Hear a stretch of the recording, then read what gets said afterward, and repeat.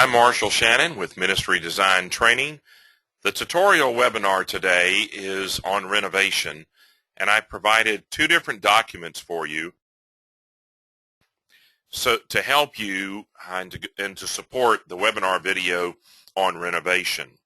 The first one that we're looking at that's on your screen is that of startup questions for a renovation process. I've broken them into different categories, and the one on your screen says financing. And so you have to answer the following question to come up with a formula that tells you what you can afford. Out of what you can afford, you've got to decide how much of that you should spend on your renovation. So here's the question. How much money can you borrow? If you're going to go to a lender, a bond company, a regular bank, or a company that serves ministries, you are going to have to find out how much can you borrow. Well, the rule of thumb is 2 times your annual giving to 2.5 times your annual giving. Before October of 2008, it was 3 to 4 times your annual giving, and that's not a part of the environment. So if you have those numbers in your head, I would get them out of your head and replace it with 2 to 2.5 times. Secondly, how much money can you raise? Well, if you self-perform a capital campaign, the research shows that you'll be able to raise 60% of a year's giving to 1 time your annual giving. If you use an outside consultant, you'll raise 1.5 to 2 times your giving. So best scenario, you're looking at 1 times versus 2. So a consultant can be a help for you in more than just raising more money. It can help you spiritually as the capital stewardship process, the campaign, becomes one of spiritual growth for those that are involved in it. And you may do better than 2 times, but you don't budget that. You don't plan on it. I've seen it as high as 5 times personally, and one of my associates, friend of mine, that is a capital campaign consultant, one of his first projects was 6 times their annual giving. But if you budget that and you don't raise it, you've designed something to renovate that you can't afford. So don't plan on any more than 2, but you've got to answer that. So if you're going to do it in-house, use 50% of your year's giving to 1 time. If you're going to use a consultant, plan on 1.5 to 2, and you should be safe. That's general guidelines, and not saying that yours won't be different, but that's somehow or another you've got to do preliminary planning. How much money do you have on hand? How much can you liquidate? But what of the money on hand can you put toward the renovation process? Now, you've got to subtract from these first 3 questions how much money you owe. So once you've decided that, and let's say it came up with $1.5 million as your bandwidth of your affordability, that's how much what your capacity is to borrow, raise, and cash on hand minus your debt. Now, how much of that amount that you can afford should you spend on the renovation project? They might be 2 different numbers. You might be able to do a $1.5 million project, but in your ministry design and your strategic planning, you're going to hold it to $1.2 million. You got to balance all this together. Here are startup questions to help you. The second set is documents. Do you have a recent boundary and topographical survey? Now you say, well, we're just renovating the inside. Well, I say this in case you're updating your utilities, you're maybe replacing a well with water lines from the city or county, you're going from propane tanks or oil tanks to natural gas. You see what I'm saying? You may have a need for that, and you need to know where everything is, but have it in case your design team and your building team needs to know that information. If you don't have one, and if they've got to do civil engineering work, they're going to be asking you for a recent boundary and topographical survey so they can see where everything is. I provided in one of the other tutorials a minimum requirement for boundary and topographical surveys. In it, it tells you what is required, and it's several pages long. Secondly, do you have any previous master plans that were done for your property, for your ministry? Pull them back out. Have them ready and available if the design team needs them. Thirdly, do you have as-built plans for your existing facilities? An as-built plan are plans that were amended and updated to show the changes that occurred during your construction project of your existing buildings. So if you moved a wall or some utility or some major equipment that you've got, some of your systems, it shows that the changes that you made. That happens, and if they were wise enough to hire and pay the architect to make those changes and to show you a set of plans, to provide a set of plans that shows the changes as amended during construction, it will help your renovation team to have a true foundation, a true guide to know what is right and where things are and how big they are. Because they start drilling in the floor to get to plumbing and find out that it's not where they're drilling to break it up, or they're tearing down a wall and find out you've got major plumbing in it and you didn't know it. So you need to go find an as-built. It will really help you with your renovation. Third area is that of a facility audit. You know what an audit is? Financial audit, where they're going in and examining all your records. You're having industry professionals do that with your building. And so they're going to provide you, at least if I'm helping you with it, they're going to provide you with an examination from qualified professionals, meaning architects, engineers, builders, so forth, who are qualified to come in and look, first off, what is the structural condition of your facilities? Is it healthy? Is it fit to renovate? Is it worthy of renovating? Do you need to do some beefing up of your structural part of your facilities, meaning your walls, your roof, and your foundation? What is the mechanical, electrical, and plumbing condition of your facilities? Are they in need of repair, replacement? Do they need to be updated and upgraded? As I mentioned before, are you going from using a well to city water or county water? Are you going from an old oil tank and oil burning to heat your church, and now you're looking at going natural gas or electric, and you've got to bring in more power or bring in gas lines? So you've got to answer that, but you need someone who can give you a facility exam like your doctor would give you a physical exam to see if your heart and blood pressure and all your systems are working well. And, we do this with athletes when we're preparing to start practice for a football season or a basketball season or a baseball season.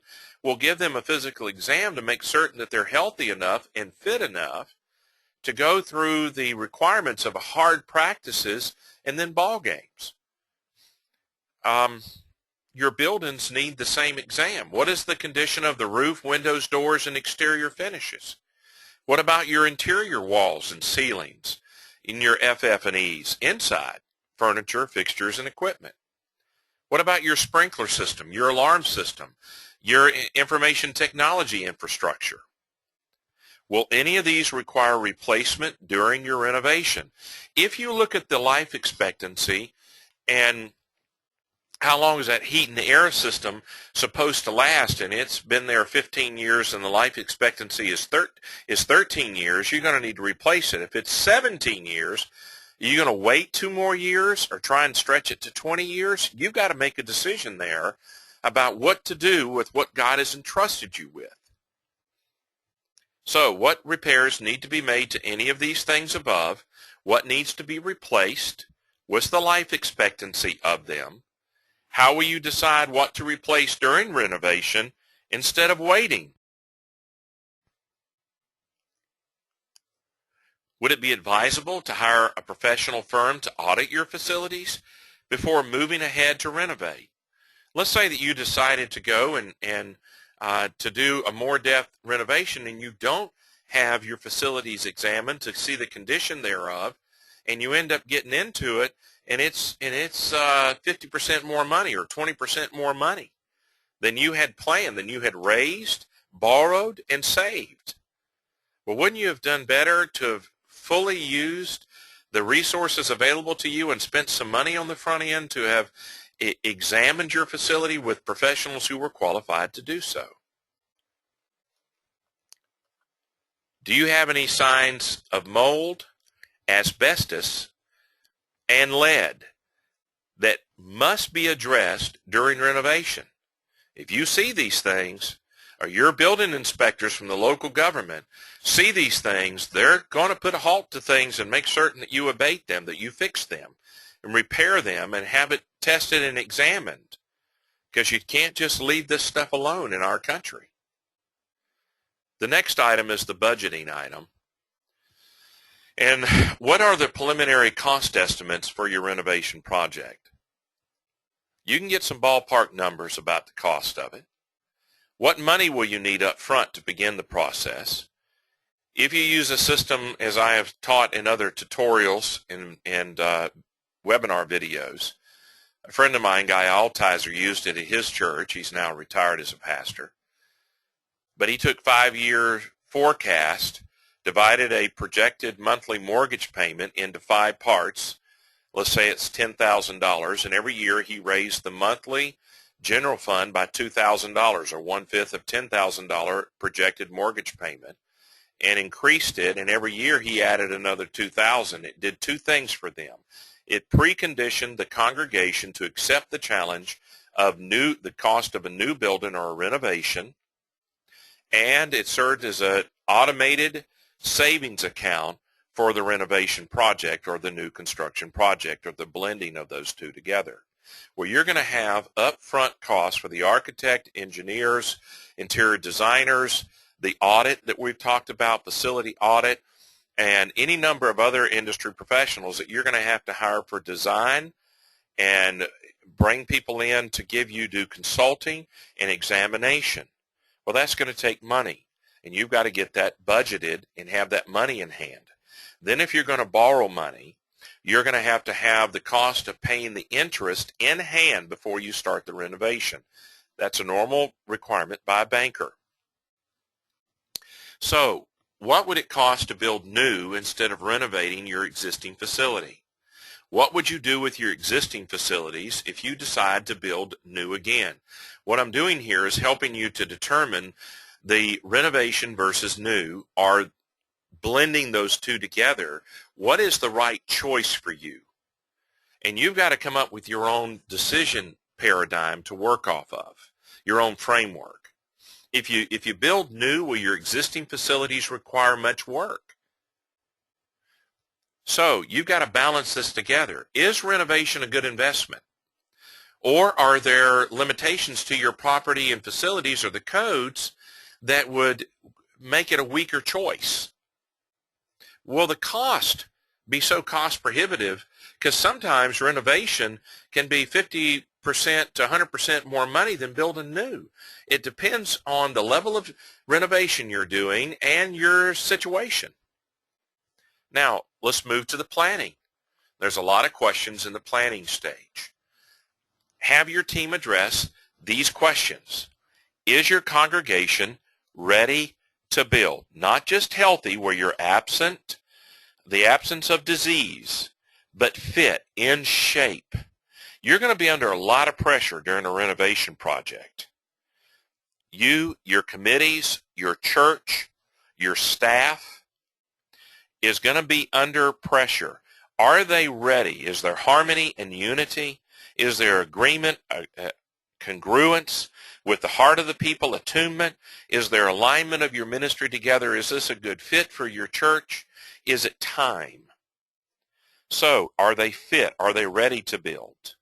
Not just healthy, but fit. A level above health is going to physically ready, spiritually, emotionally, mentally, financially. Are they fit to build? Do you have the needed volunteers? Now we're talking about your manpower. To lead the process and do the work, is the bandwidth of your manpower capable of handling the pressure that is going to come and the work that is going to be required, are they ready? Here's a major question. Does your congregation see the need to renovate? You may, as the pastor and the elders and deacons, stewards, your board, your leaders, you may see it, but your congregation doesn't see it. Well, you've got some casting to do, some communicating to do to show them a clear pathway. And the first question is, why do we need to renovate? What is it going to do for us? What's pushing us to spend this money, this time and effort, to displace ourselves from the use of our education building while we do this? What would happen if you decide not to renovate or to wait several years or months to renovate? Is it going to make a difference? It might be a part of helping you sell or answer the questions that your congregation has. And by the way, your lender will have, in a good industry professionals and architectural firms and builders that build churches and design churches, they're going to want to be convinced that you need to do this, why you want to do this. Does a renovation project potentially weaken your ministry or potentially strengthen your ministry in any way? Does the renovation fit into your long-term strategic plan? While you're using that formula I gave you to cut your projected mortgage payment into 5 parts and increase your monthly general fund by that amount and do that for 5 years, if you haven't planned to renovate your facility every 3, 5 to 7 years, somewhere in there to decide this is what we're going to do and planning to do it and showing your people what you're doing, I believe you're making a mistake. Commercial buildings, restaurants, hotels, retail stores, and others understand that every 3 to 5 to 7 years, depending upon their particular situation, they're going to upgrade everything because it wears out and your culture changes. Your market changes. The marketplace changes. Well, churches can end up looking very tired, very old, very outdated, and it's as though you're like grandma's house that has furniture in it and a funny smell, and the furniture's been there for 60 years because they never upgraded it. Churches end up being the same way. So do some strategic planning. In our ministry design division of ministry design training, I deal with strategic planning, and we'll marry these two things together. What renovation work do you need? What areas will you repurpose, retrofit, or reuse? When would you like to begin? How long do you want it to take? Why do you need to renovate, and what do you hope to accomplish? These are all key questions that you need to be asking. Have you master planned your renovation into phases?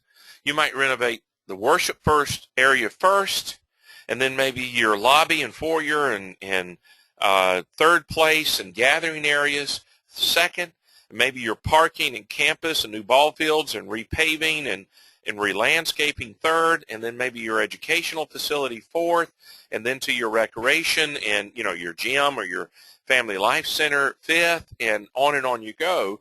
And you're putting new furniture, fixtures, and equipment, paint and flooring and cosmetics, and you're doing all these things and planning to do them. Well, you master plan your renovation. You ought to have in your strategic plan what your plans are for the future of your facilities and how you're going to pay for it, so your congregation is not caught. All of a sudden you get up on Sunday and say, well, we got to renovate this. It's going to cost $2 million. Fork out the money. If your congregation is led and conditioned for this, they will begin to become team members with you and take ownership and buy into the fact that this is God's facility. We have to take care of it, and we've got to renovate on a regular scheduled time because there's a need for it, and you explain why. Do you need to divide the renovation project into phases? Do you need to stop and look at the bandwidth of your newly renovated facilities on the front end to see what are you going to get by your investment? How many people can you accommodate at one time once you do it? If you have an auditorium where the pews are crammed together and people can't get in and out of them, or you have pews that are too long and there's too many people in one pew and it's a problem with getting out, or you have too narrow of aisles and you're going to renovate that area and you're going to have wider aisles and more space between rows, you need to know that and say, hey, we used to seat 1,000 and now we're only going to seat 800, and the rules tell us that we're going to grow to 80% of that before we stall out and stagnate in our growth projections and our pattern of growth. And so this building's only going to seat 80% of 800, not 80% of 1,000. Well, you've got to look at this and be prepared. Secondly, will the building let you, as you renovate it, let you be prepared for potential new growth? Would you be wise to blend renovation and new construction together to give you a larger bandwidth? Have you prioritized your needs, your wants, and your dreams? Because you're going to run out of money before your dreams do. I'd be surprised if even your wants, not all of them are made. You're going to have to prioritize them. It's where your core values come into play.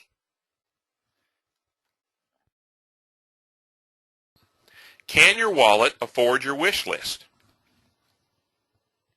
Balance out your wish list and your wallet. How will the renovation affect your ministry activities during construction? Is it going to displace you? So you have to go from the auditorium, your worship center, your sanctuary, over to your fellowship hall or your gym, and it was never thought that it'd ever be used as a worship space, and now your heat and air and restrooms are not adequate to handle the traffic flow. You were planning on having, 12 square feet per person for rectangle tables, and now you're putting people in 7 to 8 square feet per person in folding chairs or stackable padded chairs, and the heat and air can't keep it heated or cooled. So you want to think through this to what this is going to mean, and this ought to all be done during your master planning, and you're going to have to address it. So will any ministries be displaced during renovation, and what problems is that going to cause? If you're going to move them from one place in your facility to another, can it handle it? If you're going to have to go off campus, what is that going to mean? Is what you're borrowing or renting off campus have the capacity to handle it? Does it have the bandwidth? How will you balance size, cost, and quality in the design and renovation of your property? Every project, regardless of who is doing it, is going to have one of three things dictated to them. You can control the size of your building and the cost, but if you do, it's your quality of what you're building is going to be dictated to you. If you say, well, we're going to decide on the size and the quality, then the cost is dictated. If you choose the cost and quality, then the size is going to be dictated to you. So you've got to navigate your way through this, because seldom, if ever, are you going to be able to dictate all three. The industry professionals are going to tell you one of those three, and they get to say the cost, size, or quality of your project depending on which two you pick. So they get to call one and you get to call two. Then dealing with professionals. What professionals do you foresee needing? Do you need the architect and the engineers, or are you just going to use an engineer who can stamp the plans in most places, is my understanding, and you don't have to hire the architect. Have an engineer go in and deal with the systems. He's going to have to deal with it anyway. Have an interior designer do the design and pick out everything and help you with that. Or a builder who works with the engineer and the interior designer. Or maybe all of these people having to work together, but you've got to decide at some point, how do I know which industry professionals are required to be here in order for us to have a successful project? What delivery system would you use for your renovation? Traditional, which is where you have the architect and engineers design your building, put it out to bid to general contractors, pre-qualified maybe, and then you pick one and he builds it or she builds it. Now, are you going to pick that or design build, where the architect and the builder are in the same company, usually the architect working for the builder, and they're going to design and build your renovation? And then the third is a construction manager who's under a separate contract works directly with the architect and design team, becomes a part of the design team during construction. And if you're using pure agency construction management, he's the guy who is working for you on a fee to make and be you. He becomes an agent of the church. If it's at risk, then he is at risk for the cost, giving you a guaranteed maximum price. Or you can do fourth party. So you've got a designer, a builder, the church, and a construction manager who's working in behalf as a fourth party, working in behalf of the church to deal with the builder and the architect, and that's done on larger projects. So you've got decisions to make there about your delivery system. We've got a webinar that goes through and explains this, and then different support documents to give you, like the Architects Institute of America and the Construction Managers Association of America, to give you their take on the different delivery systems. So how will you select the industry professionals? I've got one tutorial on documents we provided for you in selecting your industry professionals, your architect and general contractor and others. So you've got this to decide with Renovation Project as well. I also included another document to help you, and that was Renovation, the levels of change. Below on this document are some levels of change and the cost that is associated with it. So there are 5. The first one is the least expensive, and it's where you're going to clean the facility from top to bottom. And you're going to try and restore the luster to all your fixtures, furniture, and equipment, clean your carpet and tile. You're going to do basically just pure cleaning. It requires the smallest cost, the smallest investment of your money, energy, and other resources to make it happen. You're going to spit polish everything you got. Think of it as spring cleaning. That would be the least demanding, costly level of renovation. The second one is to refurbish or refinish. This is the level where you're going to apply fresh paint, maybe fresh wallpaper, new flooring, maybe replace some furniture and fixtures, but the changes really are just cosmetic. It requires more time than the first one, more effort and more resources to pull off, and more cost is involved. The third one is to renovate. This level requires more than cosmetics and more than the steps, and you're going into replacing, and if not replacing, repairing major components, major systems in your building. Your windows and doors and major appliances, your heat and air, your electrical components, your plumbing, your hot water heater, your toilets, and on and on. That you are going through and replacing all of these, along with refurbishing, painting, and replacing carpet and some furnishings and fixtures. Now you're past cosmetic and you're into the guts of the building, dealing with things that people don't see when they walk through. That's what I mean by cosmetic. The fourth level is that of a redesign. Redesign is taking what exists and redesigning it so it looks and feels different. So now you're doing 1, 2, and 3, but now you're going into a complete redesign. So your auditorium might end up with a larger or smaller platform. It might end up with less seats. It might end up with the sound system being moved and electrical. Maybe you're putting in a baptismal pool, or you're adding a balcony or taking a balcony out, but you're going to completely redesign it. So when people walk in, they go, is this the same place? And you've done it, you've just gone through it, but you've still left the same structure there, foundation, walls, and roof. But it's a redesign. You may do that in your worship area, in your educational space. You may make rooms bigger, or you may make them smaller by putting in removable partition walls. You may make foyers where there weren't, or sitting areas.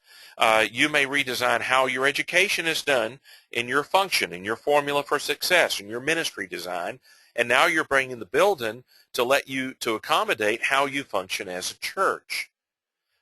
This is redesign.